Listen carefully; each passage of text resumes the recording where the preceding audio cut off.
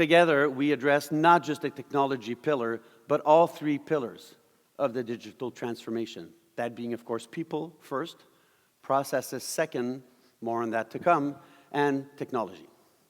So it's a big transformation. It's incredibly exciting.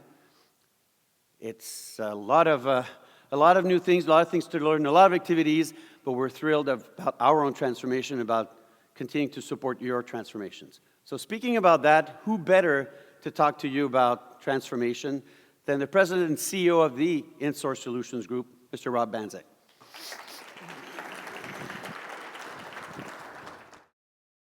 It's interesting, JF, you opened with baseball and you left with people, process, and technology. And if you think about baseball in 2025, is there a better example of people, process, and technology coming together? It's really changed the game if you understand spin rate, launch angle, speed off the bat, acceleration, the technology they have for it. So thank you for the introduction. I am privileged to both lead the InSource Solutions Group and be here in front of you this morning, so welcome. You know, JF talked about digital transformation. It is digital transformation that brought our companies together. It is the journey that we are on independent of you, but it's because we've taken that journey that we feel capable to help you, our manufacturing and industrial clients. We have an interesting view, though, from a digital transformation perspective. We see these as more than a project. So often we look at digital transformation as a project. It truly is a life cycle, and I'll tell you why in a second. But because Cimsoft and InSource view it that way, coming together made a lot of sense, and it's actually created a lot of power. So what do I mean by life cycle? Well, the definition of life cycle is moving from infancy to maturity, by definition. Digital transformation is the same.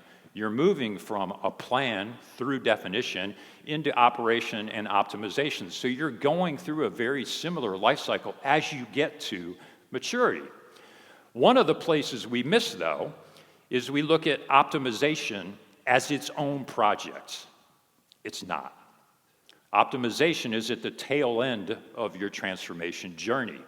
When you make it its own project, you have to begin to then realign people, rework process. If you look at it through a single transformation lens, you're doing that across the journey and not waiting to the end to complete.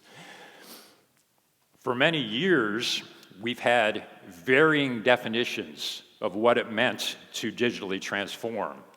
If you're as old as me, the first digital transformation was really a digital replacement strategy. For those of you that used InTouch back in the 90s, you were replacing pilot lights and push buttons with your technology, a digital replacement strategy.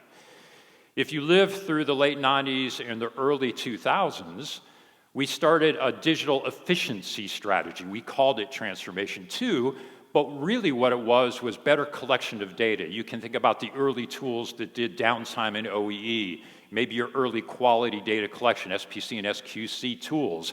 We were really trying to create efficiencies in the manufacturing and industrial world.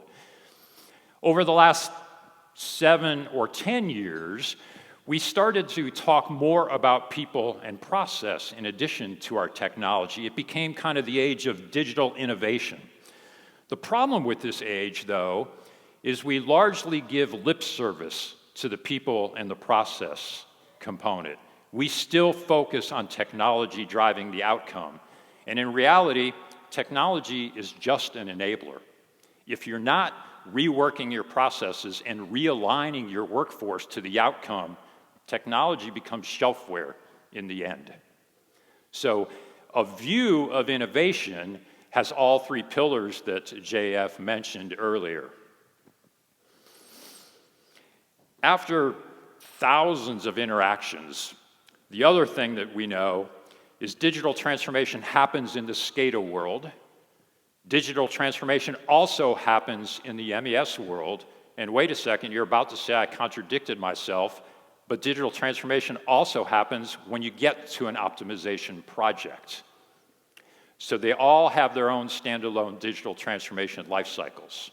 However, when done well, they build off each other. They are integral to each other. At the InSource Solutions Group, we solve problems in all phases of these life cycles. You may know us as your AVEVA technology partner, so you already have a plan, you already have a functional spec, now you're looking for the technology to enable it. We've served that market for some 25 years. If you don't have a plan, you may hear today in the digital transformation track about the digital transformation roadmap. We can help you build your plan. If you have a plan and you've launched your technology, but the outcomes, you're not getting to the outcome that you put a stake in the ground for, we also have a team of people that can be that change agent. We can help you realign your technology to the outcome, rework the alignment of your workforce, and actually rework your processes as well. We can be that change agent. You'll hear people today talk about change management. What I like to call is adoption. When you fully adopt your technology evolves, your work process evolve, and the training you do with your people evolve. And that's when the life cycle really gets you to maturity. But in 2025, and the last couple of years, we have a new problem. It's people like me that are still working in this space, and what are we doing at 60 years old? We're retiring. And there's a lot of that knowledge exiting manufacturing and the industrial operation world. So we also have services to fill that gap. In the IT world, we're used to managed services, right? In the OT world, that's a new concept, but it's there. At the other end of that gap, as we bring new people on, we need to enable the next generation. We need to share the wisdom we have from the many plants we've been into in the different operations. We have services to help you bridge that gap and enable your people as well. Now, we don't do it ourselves. My friends at AVEVA like to call this concept radical collaboration. I don't find it radical at all. I find it necessary in 2025 to be able to survive and to be able to thrive. So we have a healthy ecosystem. There are system integrators in this room at the endorsed status that we work with together jointly delivering the outcome for you.